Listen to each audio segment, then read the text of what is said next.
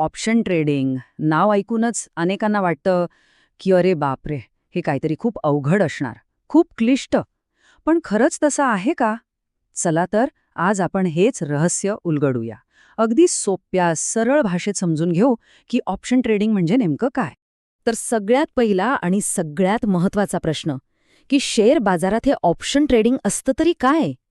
याच प्रश्नापासून आपण सुरुवात करूया, कारण याचं उत्तर मिळालं की पुढचा सगळा रस्ता एकदम सोपा होऊन जाईल. ओके, आता ऑप्शन ट्रेडिंग काय आहे हे समजून घ्यायच्या आधी आपल्याला हे बघावं लागेल की शेअर बाजाराच्या मोठ्या चित्रामध्ये ते नेमकं कुठे बसतं. म्हणजे बघा, एखादं शहर समजून घ्यायचं असेल तर आधी त्याचा नकाशा बघावा लागतो, बरोबर? तसाच काहीसा आहे हे. तर बघा, शेअर बाजाराचे मुख्यत्वे 3 भाग आहेत. पहिला, जो सगळ्यांनाच माहीत असतो, तो म्हणजे इक्विटी, म्हणजे जिथे आपण थेट कंपन्यांचे शेअर्स खरेदी विक्री करतो. दुसरा आहे फ्युचर्स. हा जरा वेगळा प्रकार आहे. भविष्यातल्या किमतीवरचा एक करार असतो हा. आणि तिसरा, जो आपला आजचा हिरो आहे, तो म्हणजे ऑप्शन्स. चला तर मग आता थेट उडी मारूया ऑप्शन्सच्या दुनियेत. आपण ना अगदी बेसिकपासून म्हणजे मुळापासून सुरुवात करणार आहोत, जेणेकरून एकही गोष्ट किचकट वाटणार नाही.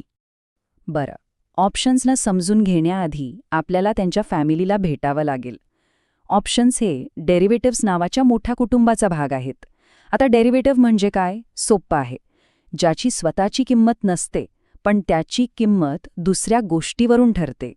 एकदम सोपं उदाहरण म्हणजे दही. दह्याची किंमत कशावरून ठरते? दुधाच्या किमतीवरून, बरोबर? अगदी तसंच निफ्टी ऑप्शनची किंमत ही निफ्टी इंडेक्स कसा वर खाली होतोय यावर अवलंबून असते. ओके, मग डेरिव्हेटिव्ह कळलं? आता बघूया ऑप्शन म्हणजे काय. तर ऐका, ऑप्शन म्हणजे एक स्पेशल प्रकारचा फायनान्शियल कॉन्ट्रॅक्ट.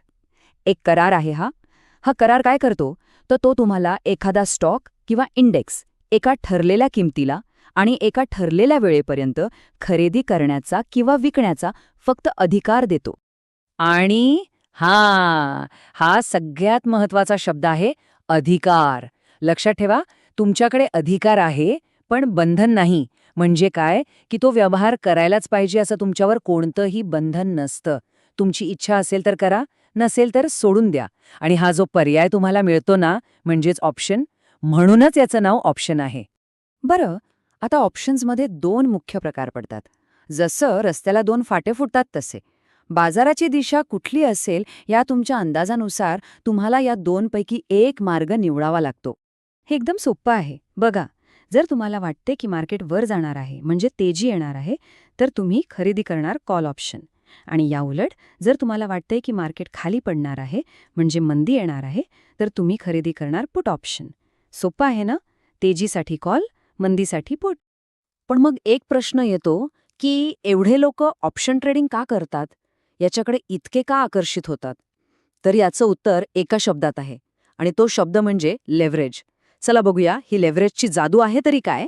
लेव्हरेज हा शब्द नीट लक्षात ठेवा, कारण ऑप्शन ट्रेडिंगचं सगळ्यात मोठं आकर्षण आणि हो, सगळ्यात मोठा धोकासुद्धा याच एका शब्दात दडलेला आहे.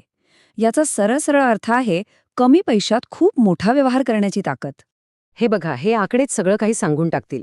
समजा निफ्टीमध्ये फ्युचर्समध्ये ट्रेड करायचं आहे, तर तुम्हाला किती पैसे लागतील? साधारणपणे 1,00,000 रुपये. पण अगदी तोच ट्रेड जर तुम्हाला ऑप्शनमधनं करायचा आहे तर तो फक्त 5 ते 10,000 रुपयांत होऊ शकतो. बघितलात फरक? 1,00,000 कुठे आणि 10,000 कुठे? हीच आहे लेव्हरेजची ताकद. याचा अर्थ काय होतो? की जेवढे पैसे गुंतवले आहेत त्याच्या 10 ते 20 पट मोठ्या पोझिशनवर नियंत्रण मिळवता येतं. आणि म्हणूनच याच कारणामुळे अनेक छोटे रिटेल ट्रेडर्स ऑप्शन ट्रेडिंगकडे जास्त ओढले जातात. पण एक मिनिट थांबा. हे सगळं खूप छान वाटतंय, नाही का? पण प्रत्येक नाण्याला दुसरी बाजू असते, आणि लेव्हरेजची दुसरी बाजू समजून घेणं खूप खूप महत्वाचं आहे, कारण या फायद्यासोबतच एक प्रचंड मोठा धोकाही लपलेला आहे. हे वाक्य मनात अगदी कोरून ठेवा. मोठ्या नफ्याची शक्यता जितकी जास्त, तितकीच मोठ्या नुकसानाची शक्यताही जास्त. लेव्हरेज हे दुधारी शस्त्र आहे.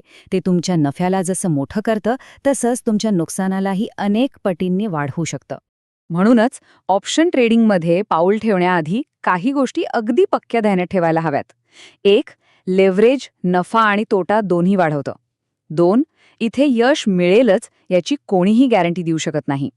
आणि सगळ्यात महत्त्वाचं, योग्य ज्ञान आणि एक विचारपूर्वक बनवलेली स्ट्रॅटेजी या गोष्टी असल्याच पाहिजेत. त्याशिवाय यात उतरणं म्हणजे स्वतःच्या पायावर धोंडा मारून घेण्यासारखं आहे. आणि म्हणून आपण या शेवटच्या प्रश्नावर येऊन थांबतो.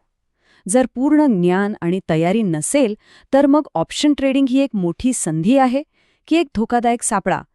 या प्रश्नाचं उत्तर प्रत्येकाने स्वतःच्या अभ्यासातून आणि अनुभवातून शोधायला हवं. विचार नक्की करा.